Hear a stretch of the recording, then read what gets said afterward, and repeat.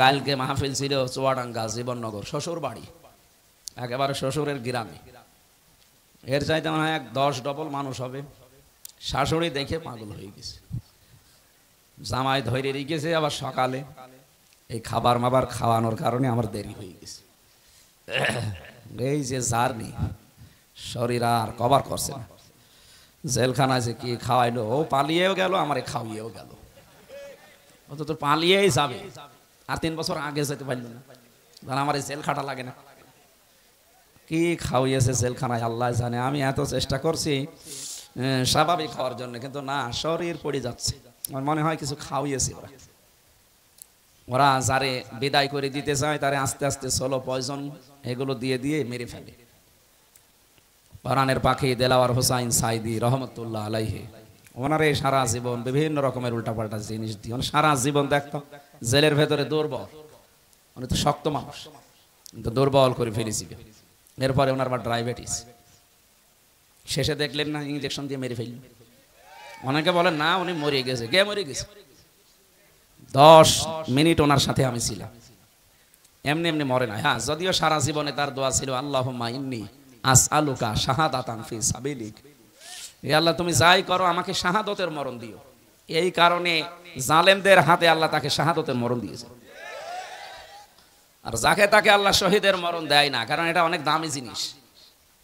শহীদ এ শব্দটা শুনতে ছোট, কিন্তু এত দামি এটা। যারা শহীদ হয় তারা মরে না। আলা তাহসাবান্নাল্লাযীনা কুতিলু ফি সাবিলিল্লাহি আমওয়াতা বাল আহয়াউন ইনদা রাব্বিহিম ইরসাকুন, সূরা আলে ইমরান 169 নম্বর আয়াত। আল্লাহ তাআলা বলেন, হে নবী, যে মানুষগুলো শহীদ হয় এদেরকে আপনি বলবেন না যে মরে গেছে, এমনকি ধারণাও করবেন না। এক জায়গায় আছে ওয়ালা তাকুলু লিমা ইয়ুকতালু, আর এক জায়গায় আছে ওয়ালা তাহসাবান্নাল্লাযীনা কুতিলু। মুখ দিয়ে তো বলবেনও না, অন্তরে ধারণাও করবেন না যে যারা শহীদ হয়েছে এরা মরে গেছে। না, মরে গেছে তো ওই মানুষটা, যে মানুষটা জুলুম অত্যাচার নির্যাতনের মাস্টার মাইন্ড ছিল, এরা মরে যায়। কিন্তু শাহাদতের মরণ পেলে মানুষ মরে না, এরা জীবিত থাকে এবং আল্লাহ নিজে তাদেরকে কুদরতের হাতে খাবার খাওয়ায়। সুবহানাল্লাহ বলেন। উনি যদি সত্যিই মারা যেতেন, এই যে আমার পাশে যারা মুরব্বী বসে আছে, এই মানুষগুলোর ঈমান অবশ্যই আছে। কিছু না থাকা আল্লাহ একজন আসে, বিষয় নেই। আল্লাযীনা তাতাওয়াফাহুমুল মালাইকাতু তাজ্জিবিনা ইয়াকুলুনা সালামুন আলাইকুম উদখুলুল জান্নাতা বিমা কুনতুম তা'মালুন। বলেন আল্লাহু আকবার।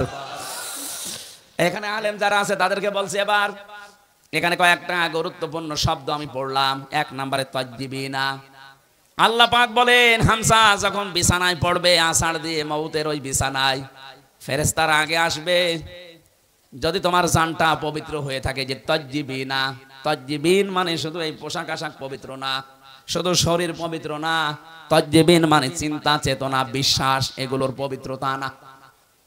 আপনি পবিত্র হতে হলে আপনার চিন্তা পরিষ্কার করা লাগবে, আপনার ভাবনা, আপনার বিশ্বাস, আপনার আকীদা, আপনার কর্মজীবন, আপনার ব্যবসা বাণিজ্য অর্থনীতি এগুলো পবিত্র করা লাগবে, পরিষ্কার করা লাগবে, সাফ করা লাগবে।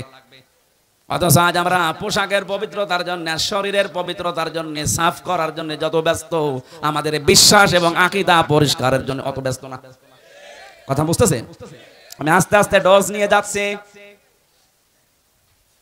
যখন আপনি পড়ে যাবেন বিছানায়, আপনার বিশ্বাস, আপনার আকীদা, আপনার চিন্তা চেতনা যদি পরিষ্কার দেখে ফেরেশতারা, না এটা পবিত্র আছে, তখন বলবে সালামুন আলাইকুম, তোমাদের উপরে আল্লাহর শান্তি। উদখুলুল জান্নাহ, ওই যে জান্নাত দেখা যাচ্ছে, প্রবেশ করো। জোরে বলেন সুবহানাল্লাহ। আমাদের জীবনে এরকম একটা মুহূর্ত আসুক, আমরা চাই না? বলেন বলেন। এজন্য আয়াতুল কুরসি পড়লে আজরাইল আর কিছু বলবে না, বিষয়টা এমন না। 10টা ক্ষমতা বিশ্বাস করে তারপরে পড়া লাগবে।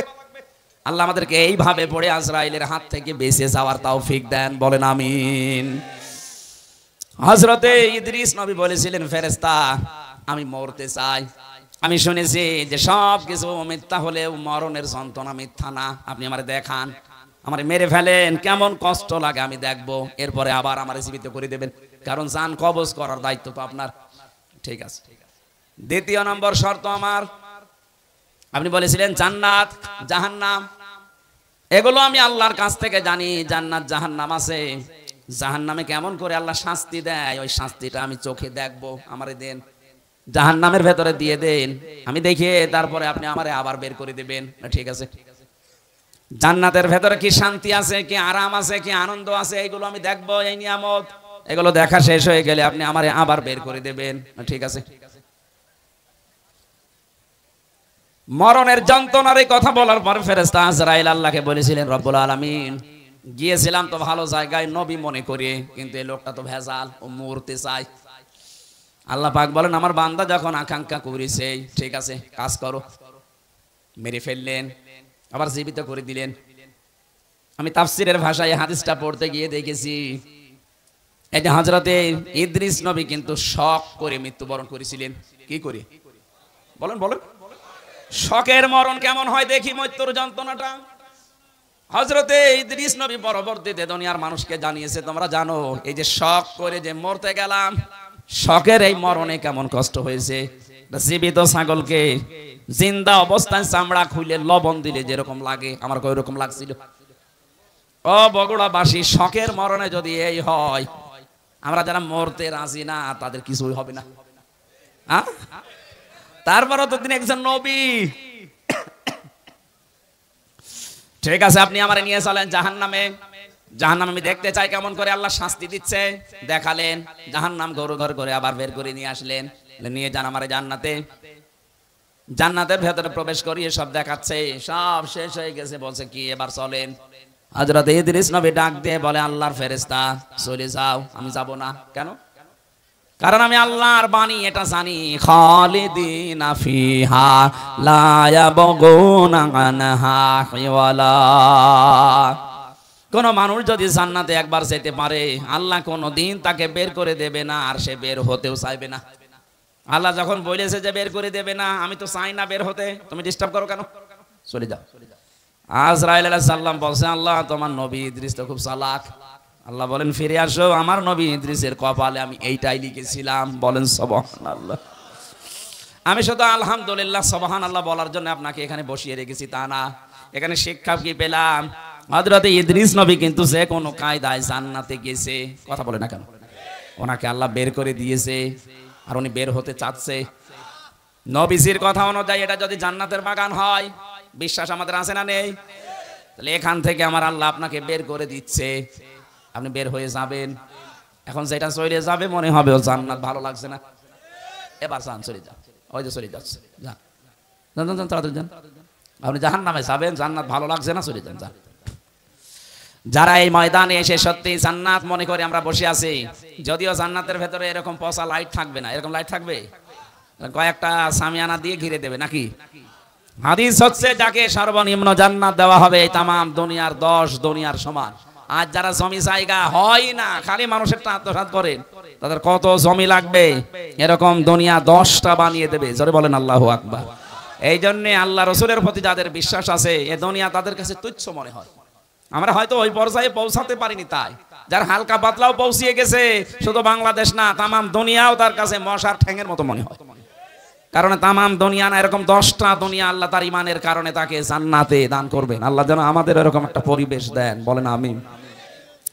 দরুদ আর সালাম পাঠ করার মাধ্যমে আমরা কোরআনে কারিমের একটা আয়াত পড়েছি, সূরা নিসা। কোন সূরা? আজকের আলোচনার বিষয় হচ্ছে অধিকার।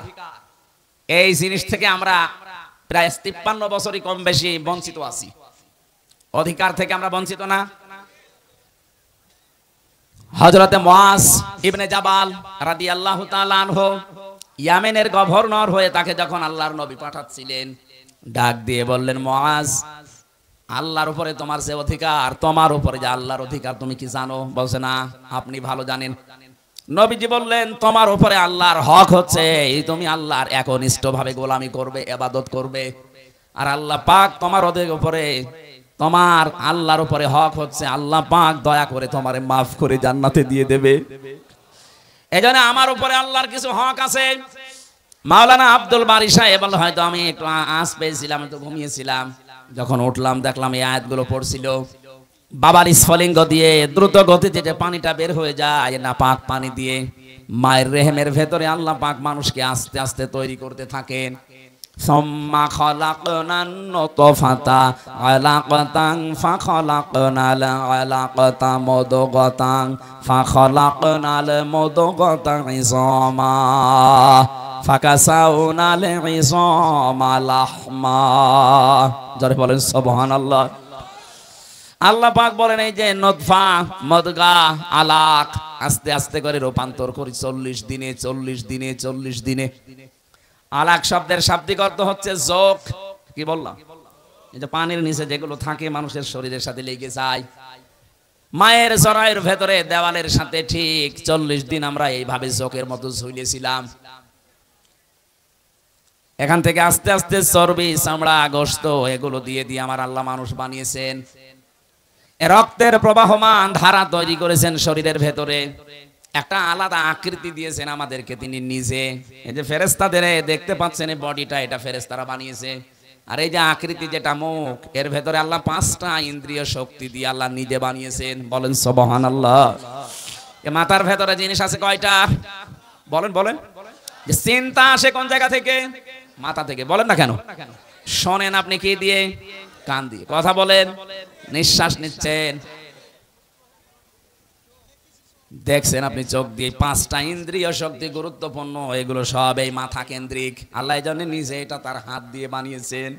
লাকাদ খালাকনাল ইনসানা ফি আহসানি তাকওয়িম। অবশ্যই আমি সব চাইতে সুন্দর আকৃতি দিয়ে বানিয়েছি মানুষকে। কে বলছেন? আরো জোরে বলেন। এত সুন্দর করে আমি মানুষ বানালাম। পৃথিবীর একটাই সৃষ্টি, এই যে কাবা শরীফ যদিও কালো গিলাপ দিয়ে ঢেকে রাখা আছে, দুনিয়ায় কত কিছু তো কালো দেখি আমরা। এই যে ভমর কালো, কোন মানুষ একবার ভমর দেখে আর একবার তাকাতে মনে বলে আমি পাইনি। কথা বলছেন না কেন? পেঁচা, বাদর, চামচিকা, এরা নিজেরা তো কালো, আবার কালো জিনিস এরা ভালোবাসে, অন্ধকার। এই জন্য এদের যা সিহা